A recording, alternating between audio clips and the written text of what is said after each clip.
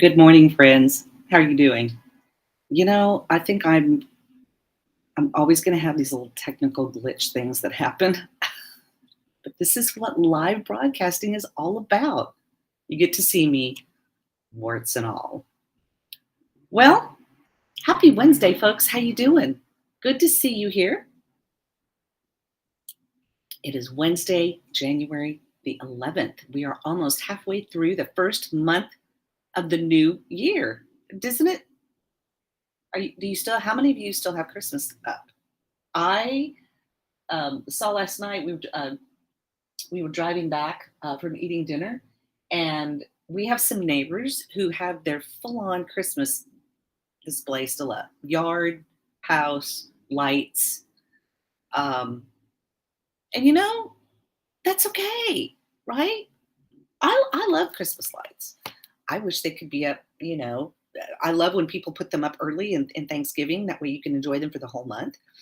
Um, but it's the 11th. And Michael and I worked really hard to make sure ours were down on Epiphany. Now we realize the work that Christ did coming into the world, and now we're going to get after it, right? Now we have a whole new year to start doing things, and one of them might be putting your Christmas decorations away. I'm not judging. Listen, you want to keep them up, you want to keep your tree up, decorate. You know what? You do you. I'm all about that. Well, if you've never caught a live broadcast before, thank you for being here. I'm not highly produced. I'm doing this right out of my office um, because I want to be able to relate to you in such a way that, you're waking up, you're getting your cup of coffee. Maybe you've already had a meeting. Maybe where you are, it's the afternoon and you're already ready for lunch. Um, some of us are still getting going. Some of us are having our morning routine, which is what I like to do, and then sit down at my desk. I'm usually ready about this time, about 8 o'clock. Depending on if I have a client that's in the Eastern time zone, I can be at my desk as early as 7. Try not to do that often, but I can. So cheers to Wednesday morning. If this is your first time, again, like I said, to catch me live, my name is Ronei. It's spelled Ronei. I get Ronnie a lot, and that's okay too. But it's Ronei. Think of the word neighbor and how the first 3 letters in the word neighbor are N-E-I, like in my name. So it's Ronei. By trade, I'm an editor. I am a writer. I am a writing coach. I love, love, love, love helping people craft their stories so that they can publish their books. So I was cleaning my office. This time of year, I really start like purging my office of things. And I mean, I've got books I need to take to Little Free Library and give them away. I've got books that I want to give away here just because why not? If you want them, just pay for the shipping and I'll send it to you.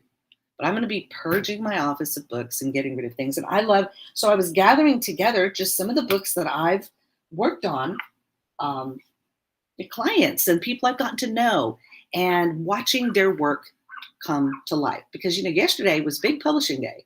Big Publishing Day. We had books come out yesterday. One that sort of, buried anybody else releasing a book. And then there were some others that came out that I think are going to be super helpful.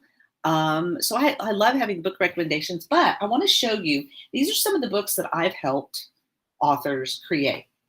This is called Whispers from His Heart. A friend of mine, a client, while we were working on this book together, she went through a divorce. Like when we started working on this book, she was married. And by the time we finished this book, she was divorced. So she wrote this and worked on it while she went through a divorce, right? So this is a wonderful women's devotional that was basically called Whispers from His Heart. These are like love letters from God to you. So if you need that little touch feeling like God really cares. This is a beautiful devotional to go to, and it has writing prompts and response journals to sort of think about, and they're short. They're just short little letters. See, signed your loving father. I just loved and the way her formatter designed the book. It's beautiful. Um, it has. Let me show you this part. See, I have journaling lines where you can then write in your thoughts. I love that. Oops. That is a wonderful way to interact with the book that you're reading, right? So there's that book. This book, written by Jody Noland. This is a book called Good Grief. And it says, hope, help, and a little humor for journey from wife to widow. From wife to widow. And so this is a book that Jody wrote after the death of her husband. And so it's all about chronicling all the things that happened. She had a wonderful cartoonist do the illustrations, right? And so, I mean, it's just so fun to work with authors on this. So it's a wonderful, let's see, hold on.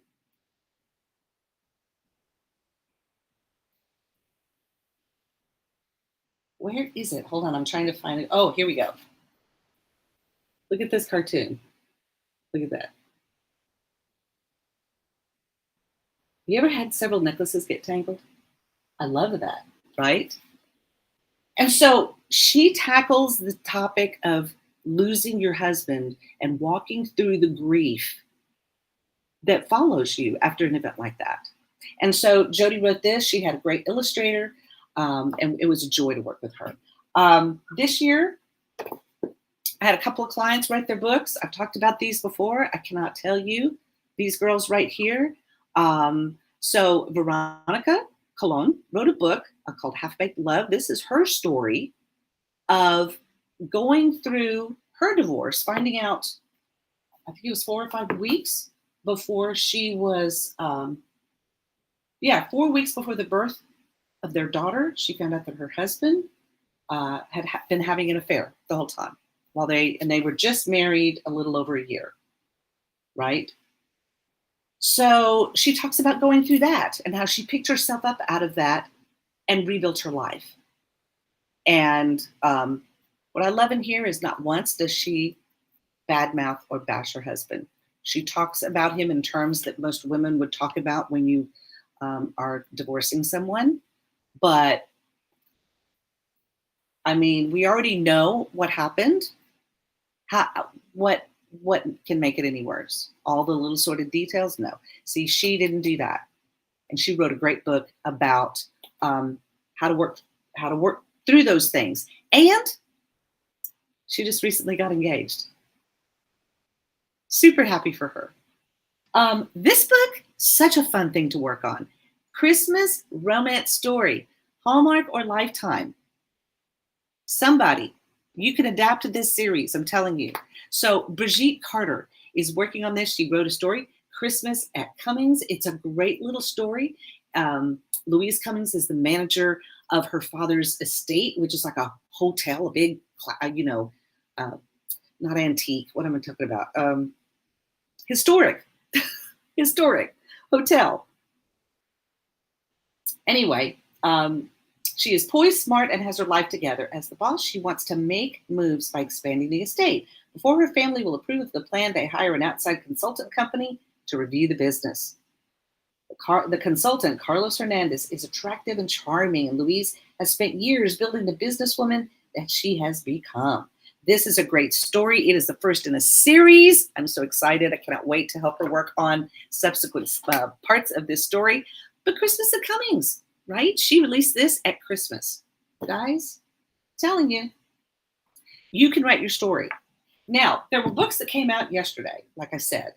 Of course, the big one we all know, we all talk about. I'm going to say hello to the folks that are watching live.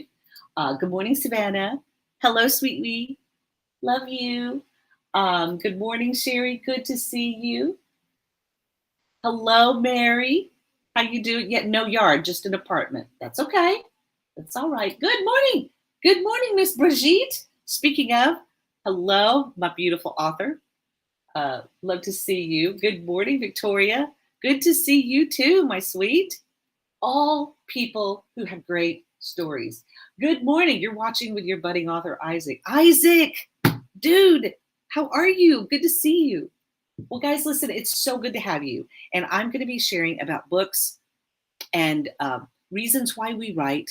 And I want to encourage you that if these folks can do it, if they can do it, and I've got another book coming from an author who also she published right before Thanksgiving, and it's a fantasy fiction book called A Desolation Born. I'm waiting. She's messaged me and said she was sending me a copy, so I can't wait to get it. But if these folks can publish their books and get them out there, you can do yours. So if you've been seriously thinking about writing a book, and maybe writing a book or really doing something with the writing that you have. You may not want to publish it in book form. You may want to submit it as a series of articles to an online magazine.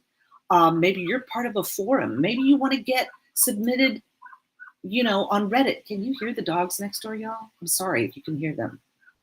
My neighbors put their little yappy dogs out. And, sometimes they just go on and on. Cute as can be, but I want to go down there and just be like, please don't just let your dogs in the yard. Isaac's have to. Do I have any books by teens or young men that you've coached? No, but Isaac, the person that I just mentioned that wrote the book Desolation Born, she's one of my former high school students. So I recognized her writing when she took my class. And I noticed that she was a great writer. Her ability to express herself and to get her thoughts out was great. Well, she went to college and got her master's. So she was at a homeschool tutorial where I taught. This was it was set up for students who were gifted and like advanced. So she was 13 years old as a freshman in high school. So she graduated at 16, did her undergrad and her master's by 21. And now she's written a book. So I'm super proud of her. I've watched her do that. So maybe you'll be the one, Isaac. Maybe you'll be the one to do it. Because I would love that. So writing, guys, stories are coming out all the time. We had some big stories release yesterday. If you have a phone, you know that this story broke.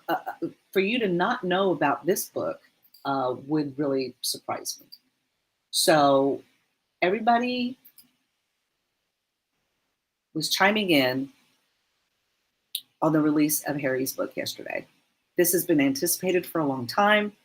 I don't care who you are, people in the media were chomping at the bit, because gossip sells. Everybody's entitled to tell their story. Everybody's entitled to tell their story. This girl had something really terrible happen to her. Really terrible. No bad mouthing, no bashing. Loved that about her. Just saying. But everybody has a right to tell their story, especially when stories have been told only one way and the other side of the story has not been shared. So Harry's book came out yesterday. It was a big deal. Penguin Random House spent $20 million to acquire that story. You realize how many copies of the book have to be sold just for them to break even? So I'm just praying that this is a big hit because that's tough.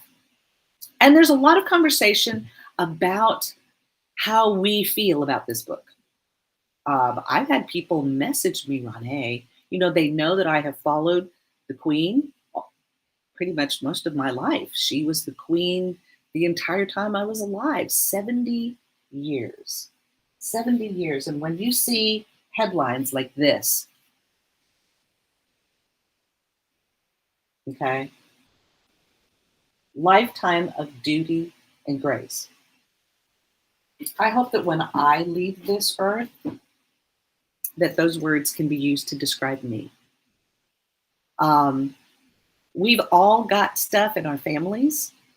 We all have situations that occur, relationships between siblings, between parents. Um, but in the words of the beautiful Tabitha Brown, that's your business. And you try to have a good day. And if you can't have a good day, don't you be out there messing up somebody else's day. That's what she always says when she signs off on her things. So, stories deserve to be told. And I, just got the book. So I've just started it. Yes, I am reading Harry's book. I would be amiss if I did not read the book because his story deserves to be heard. Everyone's story deserves to be heard. And so if you have a story in you, maybe you've overcome something really difficult and you want to help others, maybe you are going through the same. There's usually one brave person that steps up that opens the door for others to be able to speak about and talk about difficult subjects. So, bless his heart. You know, um, the title alone conveys a lot. I hope and pray that that by telling his story, that he has discovered things about himself that are new that he can use going forward in his relationship with his wife and his children, and carving out a future that he seems to want to have. I really hope, because it's out there now. This story is out there. So hopefully, hopefully, this will not be something that he comes to regret later on in his life. Because once things are said out in the open and especially put in print, coming back and doing like a second edition amended version is kind of difficult. So that's why when you put your work out there, you want to collaborate with people like me, like great formatters, great illustrators who can help you shape your story and make it the best. Because, like I said, about my friend Brigitte, let me tell you, I can't wait. We had a person in our book club that read her book and she said, "Girl, I want to throw it across the room. I was so excited and I can't wait to get the next one." That's the kind of, feedback you want to get on your story. And that's when you know your story has really connected and resonated with someone, touched their hearts deeply, right? So it's important. Um, you walked into Barnes and Noble yesterday. Spare book display was front and center. Absolutely. You did hear me when I said $20 million. $20 million. So if you want to go the route of traditional publishing, and you can, pursuing agents to then pick up your series, you've got to realize that that's money that they are investing in you and your story, believing that it's worth to put out there. Some people just acquire it because, hey, it's a celebrity. Who's going to get in line first to get the rights, right? So it's important to understand the path you want to take when you want to write something, right? And how you want to do that. So I know there's a lot of people out there who are writing. You guys are doing it, and you're posting on social media, but you want to take the next step beyond that. You've been posting on social media, but again, guys, when you're putting stuff out on a platform that doesn't belong, what do you do, right? And where does that go? Another book that came out yesterday that you probably didn't hear a lot about, because how do you compete with that? How would you like to be an author that dropped their book the same week that Harry did? It's difficult, right? But another book that came out yesterday that I was really it intrigued me, and I got it because I want to see this story. It's called Good for a Girl: A Woman Running in a Man's World by Lauren Fleshman. And so I looked up who Lauren Fleshman was. Her book has an endorsement from Malcolm Gladwell. I was pleasantly impressed. He said, women's sports have needed a manifesto for a very long time, and with Lauren Fleshman's Good for a Girl, we finally have one. Lauren has grown up in the world of running, one of the most decorated college athletes of all time, and a national champion as a pro. She was a major face of women's running for Nike before leaving to shake up the industry with feminist running brand Wezel, and now coaches elite young female runners. Have you ever heard of this woman? I mean, she's been a pretty big deal, and yet, how do we not know her story? Well, now she's put out a book. Every step of the way, she has seen the way that our sports systems, originally designed by men, for men and boys, fail young women and girls as much as empower them. Girls drop out of sports at alarming rates once they hit puberty, and female collegiate athletes routinely fall victim to injuries, eating disorders, or mental health struggles as they try to force their way past a natural dip in performance for women of their age.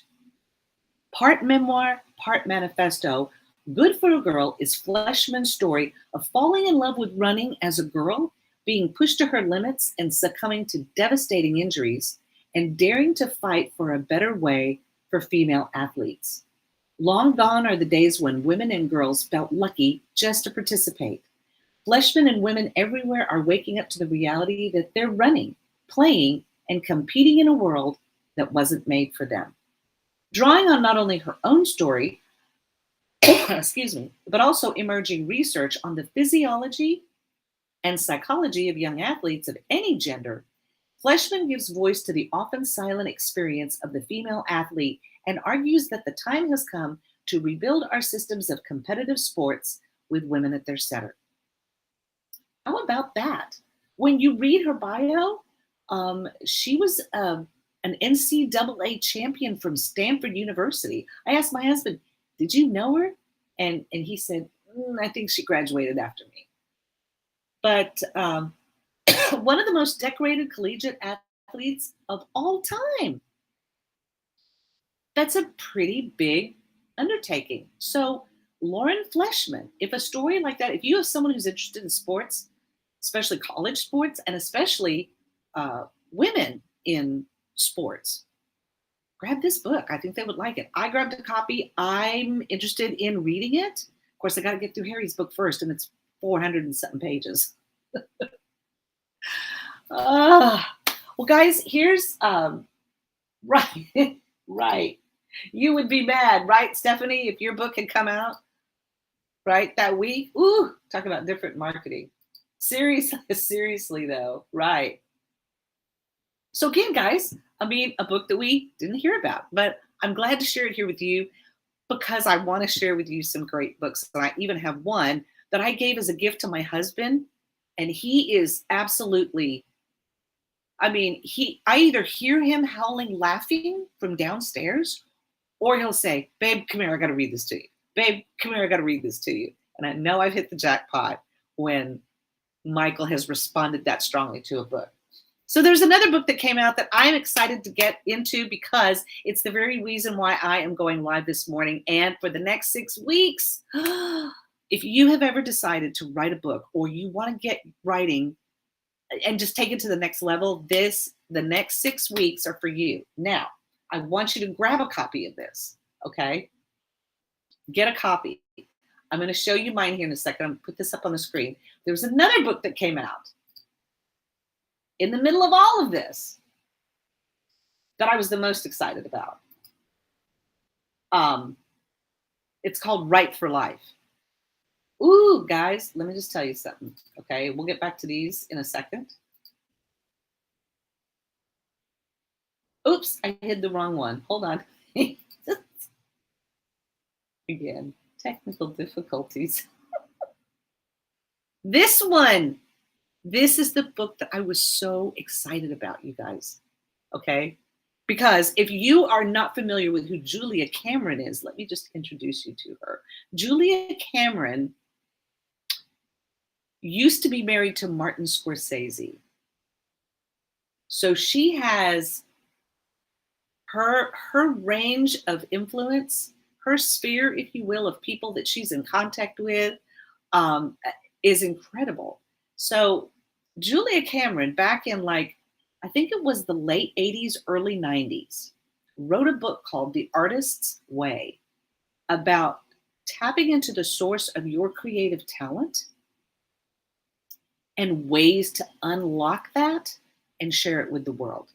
It lit the fire under people who were directors, screenwriters, poets, um, sculptors, painters. I mean, if there was anything in your life you love to do and you are a creative type, this book just opened up your mind and unleashed you to then tap into your creative talent and share it with the world in whatever format you had. People raved about it. Her book's sold around the globe. It's been translated into numerous languages. I think she's sold 5 million copies. Well, anyway, she's written like 55 books and poems and screenplays, and she's written for movies. And so, I mean, this woman has done the whole gamut. I sat in an online virtual workshop with her about 2 weeks ago.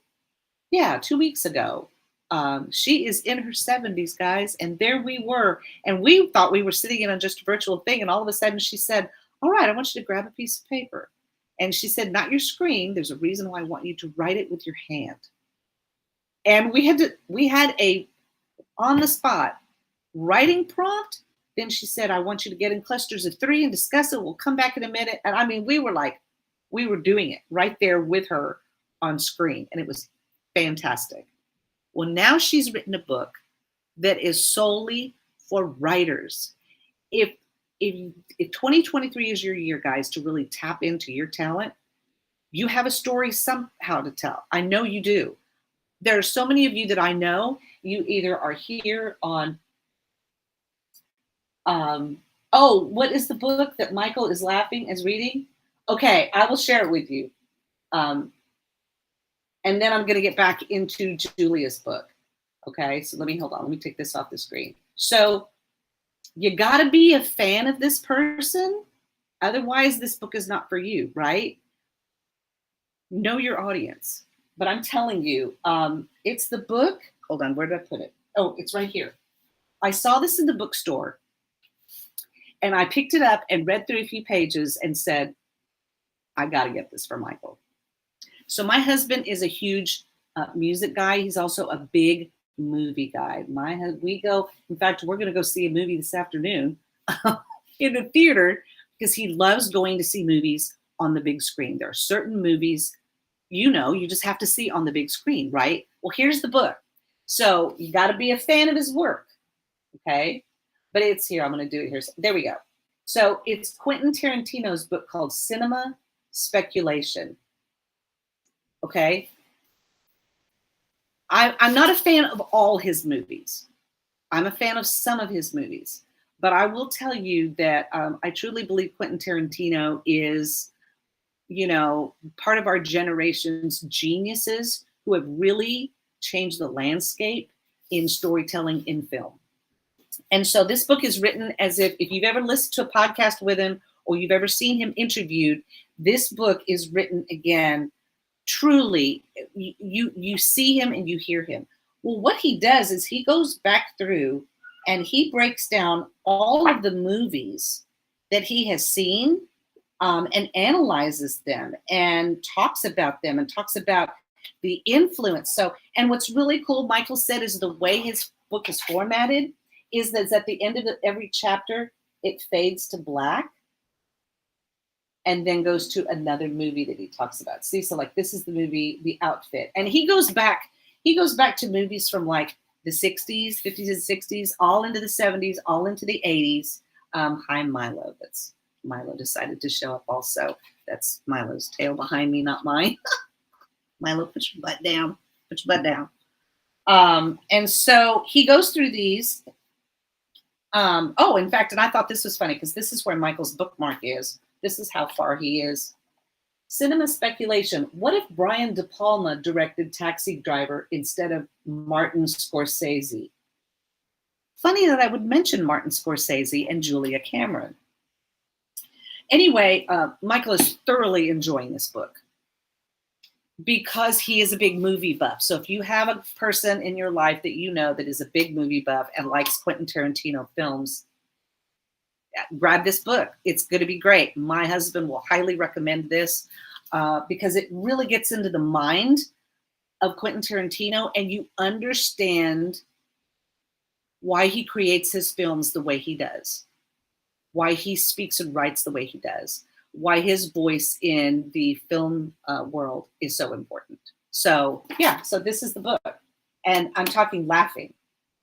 But like I said, you got to be a fan of his work, and you've got to understand who you're dealing with to read this book and enjoy it. So that was the one that had him laughing because of the way he says things. He talks about TV shows like MASH and all the old, and he analyzes them from how they evolve and show growth and movement in the film and television world. Great book, right? So speaking of great book, you probably have one in you, even if it's just, and I really want you to get simple in thinking. Yes, I mean, I'm compiling recipes that I created, feeding my family, that my kids will message me and ask me, hey, Mom, can I have your recipe for your potato leek soup? Hey, Mom, can I have your recipe for your beef stew? So in the book that I'm working on, I'm also interspersing my recipes in there. I thought it'd be a fun way to share it with my kids. So I'm thinking about that for my book. So you've got a story in you, even if it's one that you want to tell to your children and your grandchildren and the children that are going to come after that. Maybe it's something in your family you want to share. Maybe it's a great story idea that you've had, and you can see the different scenarios for subsequent stories, like Brigitte is doing with her Christmas at Cummins series. My author, Aaliyah Whitley, who wrote Desolation Born. It's the first of a trilogy that she's already working on. She's already got the second book outlined and working on it. So if this year is your year and you really want to do it, we're going to go through this book, Right for Life. Okay, it is a 6-week program, and we're going to go through the chapters week by week. So I've shared with you a little bit about the book. I've shared a little bit about who wrote it. I'm going to read to you the chapter titles because I think this will really help you get an idea for what we're going to do. And this is going to be a 6-week walk through the book. What I love about the print copy of the book when you get it, it's kind of big. So let me show you. This is like a standard. So it's a little bit bigger, right? It almost feels like a small magazine. And what I love about it, maybe a workbook, if you will, what I really love about it is that in the text, the margins are really large. You know why she did that?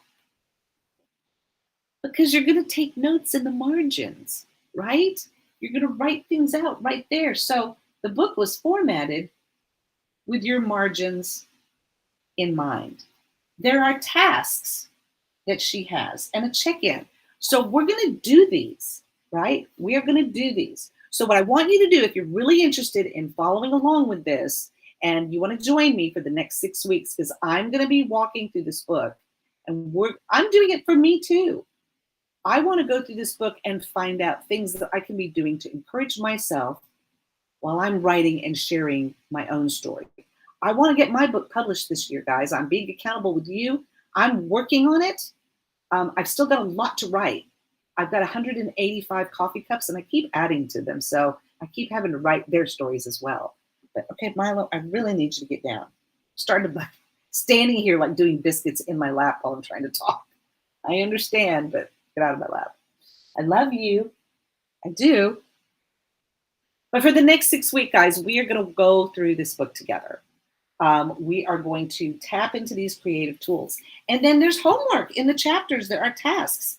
So when we get together, we are going to talk about the introduction and chapter 1. So chapter 1 is entitled, and look at this. I mean, when you see the things that she's written, also by Julia Cameron. And there's books in the Artist's Way series. So the Artist's Way was the first. There was a series of books that came out under that. Other books on creativity, prayer books, books on spirituality, memoir, fiction, poetry, feature film, plays. I mean, she's done it. So chapter 1, let me get to the table of contents. Come on, pages. This feels like a workbook. You know what I mean? It has a real workbook feel. So even though it's a book, to me, this feels very interactive. So for creative people, this is something you can put your hands in. If you get the Kindle version, you can, make notes. Yes, there is an audio version if that's an easier way for you to do it. But as writers, we need to write. And you know what I noticed that I did the other day, guys? So she has something in her Artist Way program, and she talks about this in chapter 1. So let's get to the chapter. Sorry. It's called Priming the Pump. Priming the Pump, chapter 1. How to use this book. Write for Life is a 6-week program for anyone working on a writing project, from the first-time writer, Isaac, to the seasoned one. Okay? This book is an invitation to begin, stick with, and finish your product. How many of you have started something and you say you want to get a book and you write, you say you've been wanting to write, you've been saying this for a year, now it's here another year, and but I got a lot going on here, or she said, you can mine so much content out of 15 to 20 minutes. And that's what she talks about. There is no excuse for not getting it done. There is no excuse for not getting it done, Monet. There is no excuse for not getting it done. I'm saying it to myself as much as I'm encouraging you. All right. So these pages compile the tips and tricks that I myself have relied on to write more than 40 books, including this one. 40 books, sorry. It is my hope that this book will serve you as both a guide over the next 6 weeks and a handbook to be returned to as you continue writing. The book will get you in motion, keep you in motion, and serve as a reference as you finish your draft and move into the revision stage. You want to draft something with me over the next 6 weeks? Guys, I'm going to be working on drafting content for my book. As I've told you, I am writing content about my coffee cup collection, and today's mug is the hashtag that a lot of writers use, am writing. Hashtag am writing. That means I'm in the process of writing. But that can't be my life mantra, right? It needs to be the encouragement that propels me forward. So what I want you to do is grab a copy of this book, grab a copy of the book, read chapter 1. Next week, I'm going to be talking about chapter 1, about priming the pump. I'm going to talk about ways that you can stir up your own creativity, and we're going to look at the tools that Julia gives us, because I do a couple of them right now.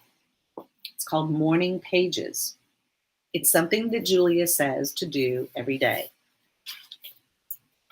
3 pages of handwritten, okay? 3 pages. Now, ultimately, she wants you to write 3 8.5 by 11 pages. I just do them in a notebook. And what I noticed, guys, is that because our lives are so digital and I haven't written by hand a lot, unless you're writing a lot, all you're doing is signing your name. But how many of you sit down and actually write out what you're thinking? Or do you type it on a screen?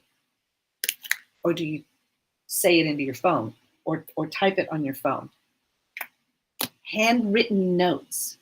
Do you handwrite notes anymore? I'm good. Guys, I have just slowly edged out of it, not even realizing it, right? You're going to the bookstore this weekend, okay? Grab a copy, Stephanie. It's fun. I mean, you're already doing it. You're already a writer. But you know what? For people who are writers, and I've been one all my life. And I've taught other people. I've taught high school in how to write. Now I'm helping authors get their books published. So I've been immersed in writing most of my life. But we can always learn new tools to keep us in motion, keep the momentum going, and get our stories out there, right? Harry did it. Lauren Fleshman did it. Julia Cameron's doing it. I work with people who are doing it all the time, and I know you can do it. Guys, it's your book needs to be next to this one, right? I want to see your work get out there, because some of you, I can, especially if I know you personally, I can see you, and I could tell you the stories that I would love for you to tell me. I would love to hear I would love to hear your story about fill in that blank. I would love to hear your story about. Do you have stories that you would love to tell me about? Or story ideas that you have that you think could really be cool? And have you been working on one? Well, if you have, this is your week. Grab a copy of this book and let's go through it together. Okay. Um, you can order it on Amazon. It can be with you tomorrow. You could get the Kindle version and have it on your Kindle or your iPad today. So grab a copy, and we're going to go through each chapter the rest of this month and into February, so that by the time we're finished in February, you should have a raw draft that is ready to go to revision stage. That means read throughs, edits, fluffing it up, polishing it. But for the next 6 weeks, let's do it. I'm going to work on content, guys. So I need to have content to show you every week. I'm holding myself accountable, and I'll do it if you'll do it. You have it, Sherry? Awesome. Well, great. Well, listen, chapter 1. Chapter 1, we're going to talk about priming the pump next week. And we're going to let's look at these tools. I'll be curious what your response is going to be to chapter 1. And let me go ahead. I'm going to look at it and see, because she gives us different tools in place, morning pages and artist dates. Guys, artist dates are fun. I can't wait to share what they are. You've probably seen me do it before. If you've watched my broadcast for a long time, when you see me go to different places, artist dates. So we're going to read to chapter 1. Protecting your inner artist, a room of one's own, writing stations, grounding. All right, so the first chapter is about 30 pages, not too bad. You can get through that in a week. Here are tasks. Morning pages and artist date. So morning pages, I've already told you about that. So this is going to be the task once you read chapter 1. And then artist date is going to be another thing that we're going to do. Walks, the daily quota, writing stations. Those that we're going to have 5 tasks to look at in chapter 1. I can't wait to go through this with you guys. And we are going to, read chapter 1, and do the task. So I want to challenge you, read chapter 1 and do the tasks. I'm going to read chapter 1 and do the tasks. So let's get busy. Let's get writing. I can't wait to check back in here with you next week and share what I'm working on and see how you're doing on what you're working on. I hope you'll grab a copy of the book and go through it with me, because your story needs to be shared. Whatever it is it funny? Is it serious? Is it helpful? Is it a sci-fi story? Is it historical fiction? Is it a self-help? Is it a devotional? Is it a prayer journal? Is it a comic book? You got something in you. I know you do. I can't wait to see what you create. So join me for the next 6 weeks as we go through Write for Life, tapping into our creativity and sharing our stories. All right, guys. I'm so glad you popped in. Thanks so much for joining me. And for those of you that managed to make it through the live stream, bless you. I just love you. Thank you so much for joining me. I hope you're excited. I am. Can't wait. And I'll be checking in with you guys. Let's get busy. Make this one of the greatest weeks of 2023 so far. All right. Have a good one, guys. Share your awesome. Somebody's going to need it today. And I know I needed to touch base with you. Thanks for being here. I'll see you next week.